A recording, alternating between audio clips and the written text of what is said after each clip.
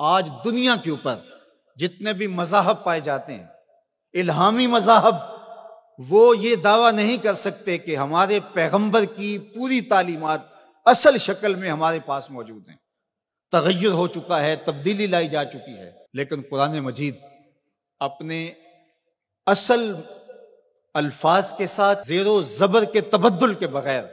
صدیاں گزرنے کے بعد آج بھی اسی طرح موجود ہے۔ تو ان روشنیوں کے ہوتے ہوئے، ان اجالوں کے ہوتے ہوئے اگر ہم اندھیروں میں رہیں تو پھر ہمیں ان حالتوں کے اندر ڈال دیا جائے گا آج جس حالت کے اندر ہم موجود ہیں۔ اگر کسی کے پاس ہدایت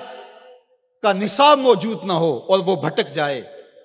تو اس کے بھٹکنے کا تو پھر بھی جواز ہوتا ہے کہ ان کے پاس کچھ تھا نہیں، ہادی نہیں تھا، راہبر نہیں تھا، اندھیرا تھا، چراغاں نہیں تھا، تو بھٹک گئے۔ ایک نابینا کسی کنویں میں گر جائے تو لوگ اس کو نکالنے کی کوشش کرتے ہیں، اس کو کوستے نہیں ہیں،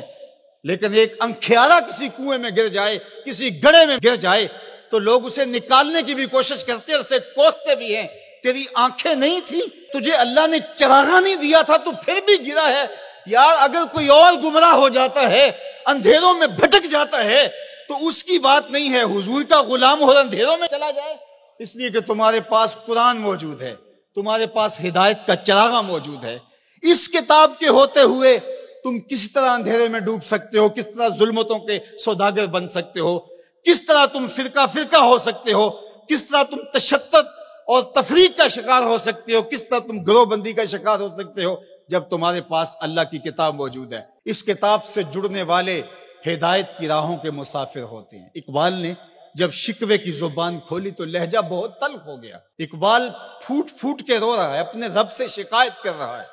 صفائے دہر سے باطل کو مٹایا ہم نے، نوع انسانی کو غلامی سے چھڑایا ہم نے، تیرے کعبے کو جبینوں سے بسایا ہم نے، تیرے قرآن کو سینوں سے لگایا ہم نے، پھر بھی ہم سے گلا ہے کہ وفادار نہیں، ہم وفادار نہیں، تو بھی تو دلدار نہیں۔ کہا کہ مالک ہم نے کیا کیا نہیں کیا، جنگوں کی مصیبتیں سہی، تکلیفوں سے گزرے، اذیتیں سہی، تیرے نام پہ تلوار اٹھائی، جنگ و جدل کے بازار گرم ہوئے، ہم نے جگر پارے دیے شہادت کے لیے، لیکن آج وہی امت در در رسوا ہو رہی ہے، اسی امت کو کاٹا جا رہا ہے، اسی امت کے بچے ذبح کیے جا رہے ہیں، آج گلی گلی کشکول لیے ہم گھوم رہے ہیں، مالک ہمارے ساتھ یہ کیا ہو گیا؟ تو جواب آیا تو سارا نشہ اتر گیا۔ جواب انہی لفظوں میں صرف صیغہ بدلتا ہے۔ آواز آئی صفائے دہر سے، باطل کو مٹایا کس نے، نوع انسانی کو غلامی سے چھڑایا کس نے، میرے کعبے کو جبینوں سے بسایا کس نے، میرے قرآن کو سینوں سے لگایا کس نے، تھے تو آبا وہ تمہارے ہی مگر تم کیا ہو، ہاتھ پہ ہاتھ دھرے منتظر فردا ہو، ہر کوئی مست مئے ذوق تن آسانی ہے، تم مسلمان ہو یہ انداز مسلمانی ہے، حیدری فقر ہے نئے دولت عثمانی ہے، تم کو اسلاف سے کیا نسبت روحانی ہے، وہ معزز تھے زمانے میں مسلمان ہو کر، تم خار ہوئے تارک قرآن ہو کر،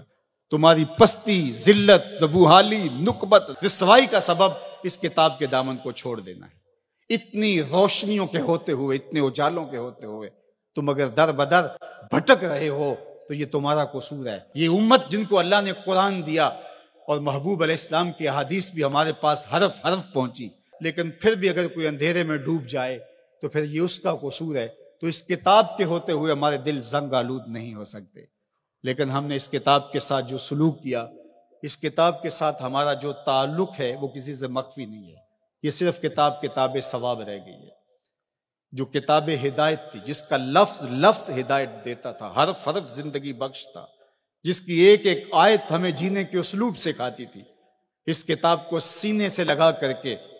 اور اپنے پیغمبر کی راہوں پہ چل کے ہم پوری دنیا کو اصول و ضوابط دینے تھے اور ان کو جینے کے ڈھب سکھانے تھے۔ کنتم خیر امت اخرجت للناس، فرمایا کہ تمہیں تو لوگوں کے لیے ہم نے نکالا تھا، تم نے تو کائنات کی رہنمائی کرنی تھی، تم تو زمانے کی قیادت کرنی تھی، لیکن آج ہے رسوا زمانے میں کلاہ لالا رنگ، جو سراپا نازتے ہیں آج مجبور نیاز، رو رہے ہیں آج وہ دشت جنوں پرور جہاں، رقص میں لیلا رہی لیلا کے پروانے رہے، خیر تو ساکی سہی لیکن پلائے گا کسے، اب نہ میں کش رہے باقی نہ میں خانے رہے۔ آج ہم گلی گلی رسوائیوں کی داستان لیے پھرتے ہیں، پوری دنیا کے اوپر ایک انچ جگہ بھی ایسی نہیں جہاں آتش و آہن برستا ہو اور وہ زمین کو فار کی ہو۔ جہاں بھی خون گرتا ہے نسب پوچھو تو وہ مسلمان کا خون ہو، وہ افغانستان میں ہو، وہ سیریا میں ہو، وہ یمن میں ہو، وہ عراق میں ہو، وہ کشمیر میں ہو، وہ القدس میں ہو، جہاں بھی بہتا ہوا خون دکھائی دیتا ہے وہ اس امت مرحوم کا خون بہتا دکھائی دیتا ہے، اس لیے کہ ہم نے اس قرآن کو چھوڑ دیا۔ یہ ہمارے اعمال کی سزا ہے، بد اعمالیوں کی سزا ہے کہ آج دشمن کو ہمارے اوپر مسلط کر دیا گیا اور ہمیں رسوائی اور ذلت کے کار مذلت میں ڈال دیا گیا۔ لیکن افسوس یہ ہے کہ اس کے باوجود بھی ہم سنبھلنے کے لیے تیار نہیں ہیں۔